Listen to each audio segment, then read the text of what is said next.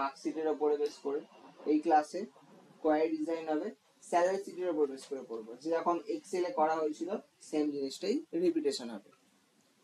তো তার জন্য আগে ওপেন কর, সেখান থেকে আমরা এমএস অ্যাক্সেস ওপেন করে নিচ্ছি।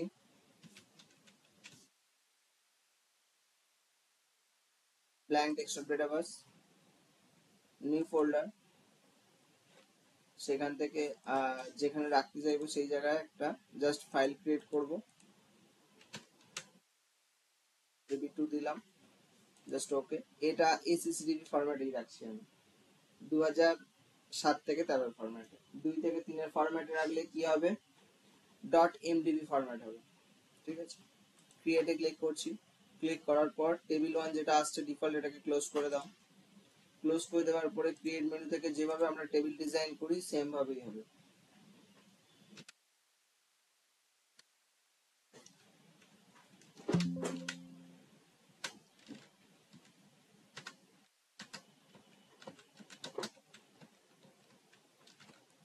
এখানে একটা জিনিস শিখিয়েছি যে কোনোদিনও দুটো নেমের মাঝখানে স্পেস হবে না এমএস অ্যাক্সেসে। এখানে স্পেসের পরিবর্তে আমরা কি ব্যবহার করব, আন্ডারস্কোর, শর্ট টেক্সট। এবার এখান থেকে যে আমরা স্যালারি স্টার্ট করছি, বেসিক স্যালারি একটা দিচ্ছি,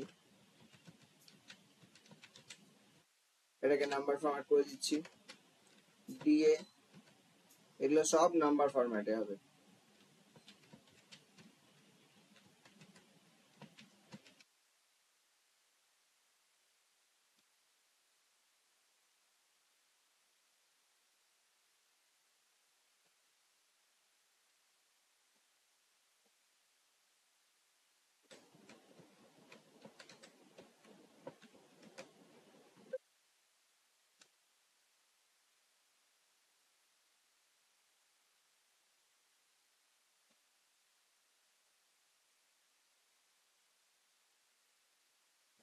হলো, হওয়ার পরে এটাকে এবার টেবিলটাকে আমরা সেভ করব, যে প্রসেসে সেভ করা শিখেছি। এখানে টেবিল 1 দিয়ে রাখলাম আপাতত। ওপেন করলে দেখতে পাবো এখানে আমাদের টেবিলটা রেডি। এবার কোয়ারি ডিজাইন করব কি করে, click on create menu, create মেনুতে আসছি। আসার পরে সেখান থেকে কোয়ারি ডিজাইনে যাচ্ছি। কোয়ারি ডিজাইনে আসছি, সেখান থেকে আমরা কি করব, এই টেবিল 1টা সিলেক্ট করে ক্লিক অন অ্যাড হয়ে গেল। এখানে অ্যাড হয়ে যাওয়ার পরে ক্লোজে ক্লিক করব। ক্লোজ থেকে কি করছি, এইখানে যত আমরা দেখতে পাচ্ছি এই যে ফিল্ড নেম গুলো আছে, এইগুলোর উপর ডাবল ক্লিক করলে আমাদের এই ফিল্ড নেম অপশনে চলে আসবে, ফিল্ড নেম বক্স এই কলম গুলোতে চলে আসবে। এখানে যদি এইভাবে আমরা ডাবল ক্লিক করি, ঠিক আছে। আরো একরকম ভাবে করা যায়, যে এইখান থেকেও আমরা সিলেক্ট করতে পারি। আইডি দিয়েছি, এমপ্লয় নেম, বেসিক স্যালারি, আমরা এইভাবে করতে পারি। আবার এইখানেও যদি আমরা ডাবল ক্লিক করি ওখানে কিন্তু চলে যাবে ব্যাপারটা, ঠিক আছে। তাহলে আমরা দু রকম ভাবেই করতে পারি। একটু সহজ হয় যে এখান থেকে ডাইরেক্ট আমরা একটার পরে একটা ক্লিক করার পরে সিলেক্ট করে নেব। যত ফিল্ড নেম আমরা টেবিলে বানিয়েছিলাম সেই সবকটা ফিল্ড নেম কিন্তু আমরা এখানে নেব।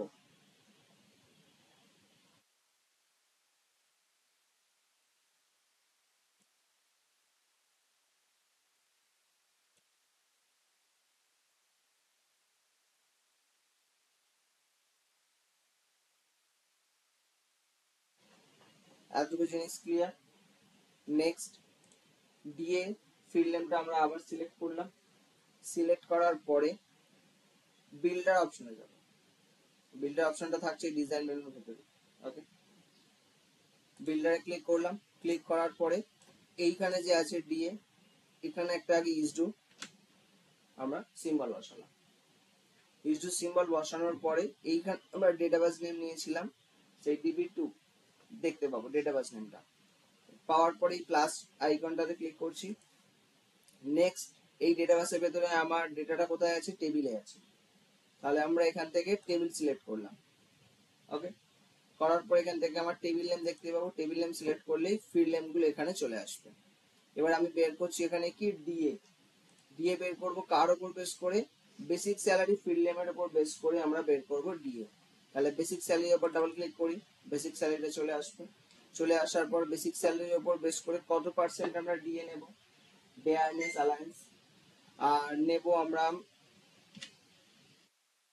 এইখানে হচ্ছে মজাদার একটা ব্যাপার, এক্সেলে যখন করেছিলি তখন আমরা পার্সেন্টেজ দিতাম কিভাবে, সাপোজ 20%, উদাহরণের জন্য নিচ্ছি 20% লিখতাম, লিখে ইজডু এরকম ভাবে আমরা পার্সেন্টেজ সিম্বল দিয়ে দিতাম।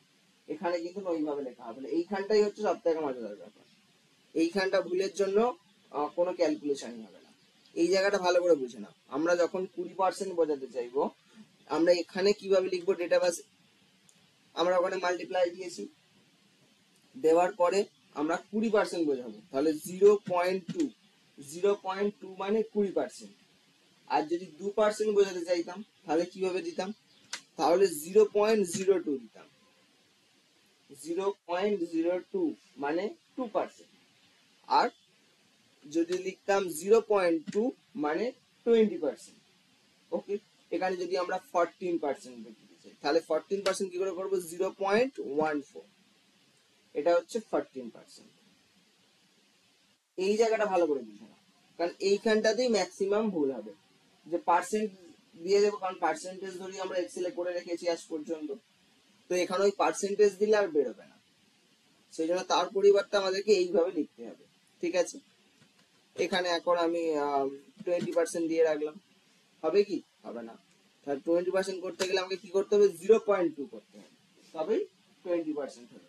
হওয়ার পর এবার এখান থেকে যে ফার্স্টে এক্সপ্রেশনটা এসেছে, এক্সপ্রেশনটা ক্লিক করা, সিলেক্ট হয়ে গেল, ক্লিক করার সাথে সাথেই হওয়ার পর ডিলিট, এতটুকু কাজ হয়ে গেছে আমার।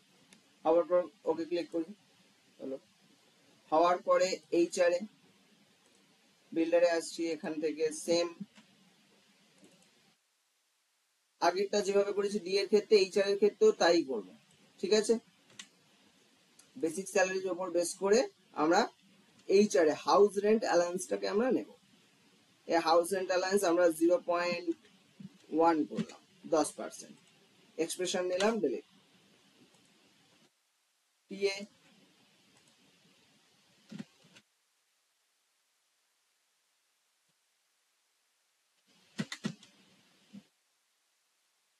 এখানে নিলাম কি 0.08 মানে 8% নিলাম।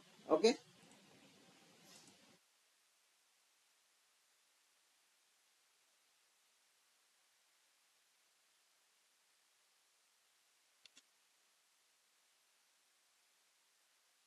ওয়ান পার্সেন্ট নিলাম medical alliance.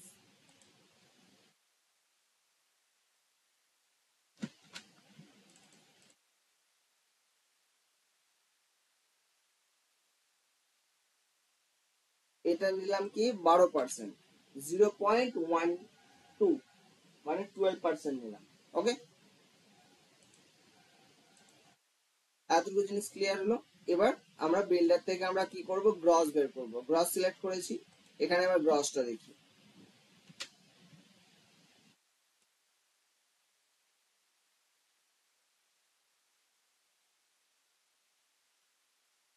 Basic salary plus DA plus HRA plus TA, এতটুকু প্লাস হলো minus M A minus PF, হলো। ফার্স্ট এক্সপ্রেশনটাকে সিলেক্ট করে ডিলিট।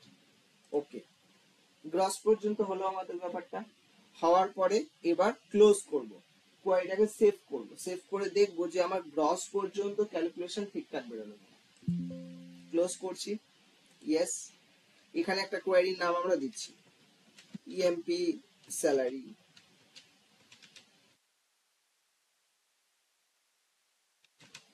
স্যালারি সেট দিলাম। এখানে এবার এই জায়গাতে আমরা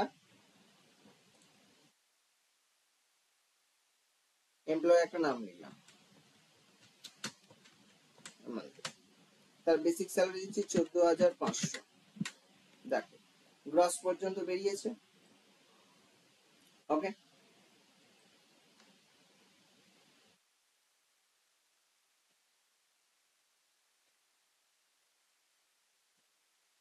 দেখো গ্রস এর ক্ষেত্রে কিছু হলো একটা হয়তো সমস্যা আসছে।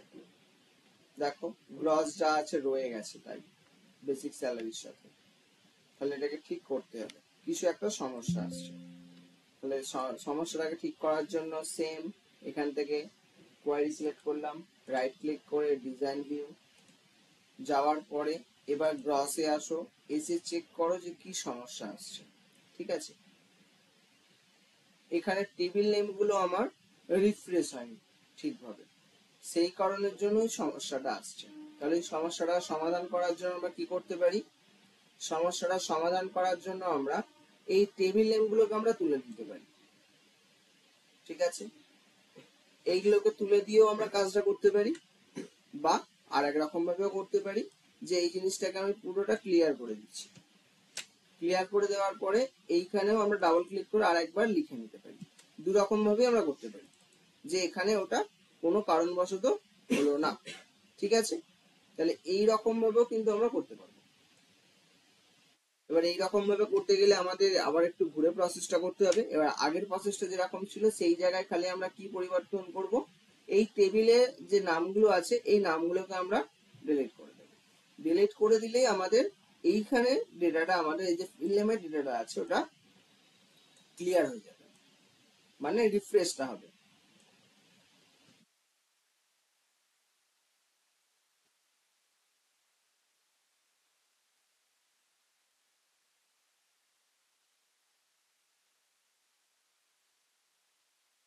দেখ, basic salary plus DA plus HRA plus TA minus M A minus PA. দেখ,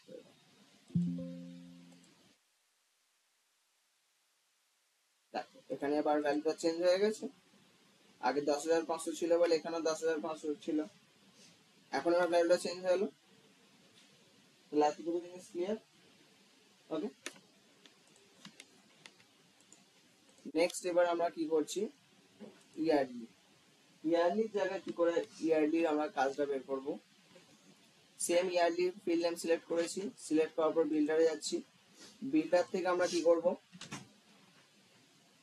গ্রস নেব, গ্রসের সঙ্গে আমরা মাল্টিপ্লাই করব কত? 12।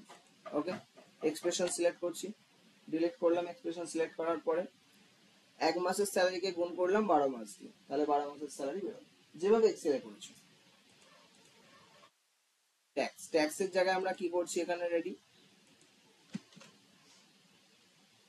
ইয়ারলির উপর বেস করে এখানে আমি একটা উদাহরণের জন্য এখন 0.01 নিয়ে রাখলাম, যে 1% ইয়ারলির উপর বেস করে ট্যাক্স হবে। ঠিক আছে, নেক্সট নেট স্যালারি। নেট স্যালারির ক্ষেত্রে গিয়ে কি হবে? নেট স্যালারির ক্ষেত্রে আমরা ইয়ারলি আর ট্যাক্স যেটা আমাদের হবে সেটাকে আমরা মাইনাস করব।